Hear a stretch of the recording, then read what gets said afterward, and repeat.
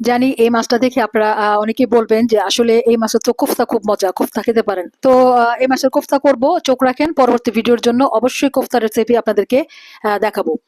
তো আজকে আমি চিতল মাছটাকে ভুনা করব, একদম ভুনা করব। সাথে আমি এর সাথে রসুন দিব, যেটা আমি মোটামুটি পছন্দ করি রসুনটা দিতে। আপনারাও দিয়ে খেয়ে চেষ্টা করবেন যে মাছটা যখন একদম ভুনা হয়ে আসবে তখন আপনারা কোয়া কোয়া করে রসুন দিয়ে দিবেন। আপনি যখন ভাত খাবেন তখন মাছের পিস টুক থেকে ভেঙে নিবেন এক টুকরো, আর এক টুকরা রসুন নিয়ে খেয়ে দেখবেন যে দুর্দান্ত একটা রেসিপি হয়েছে। আপনারা চেষ্টা করে দেখেন, রান্নায় সবসময় ভিন্নতা আনার চেষ্টা করবেন। আর ভিডিওটা কাছে যাবে, এটা দেখে রান্না করবেন। সবসময় তো একরকম রান্না করেন, তো দেখে চেষ্টা করবেন যে এরকম রান্না করে খেলে কেমন লাগে।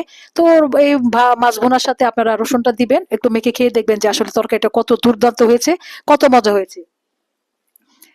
এই যে আমি মাছ ভেজে রাখলাম, টুকরাগুলি দিয়ে দিলাম। বেশি ঝোল দেবো না, একদম মাখা মাখা করবো। মাছগুলি যখন একটু মাখা মাখা হয়ে আসবে তখনই আমি রসুনগুলি দিয়ে দিব। দেখবেন রসুন আর মাছের কম্বিনেশনটা কত দুর্দান্ত লাগে।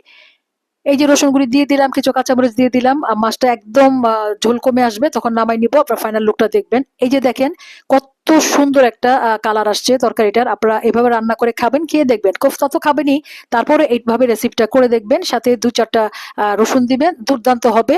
খেয়ে আমাকে অবশ্যই কমেন্টসে জানাবেন। আমাকে ইউটিউবে এখানে জানাতে পারেন, আমার ফেসবুক পেজে, আমার পেজটাও জানাতে পারেন। তো সবাইকে ধন্যবাদ, অনেক ধন্যবাদ।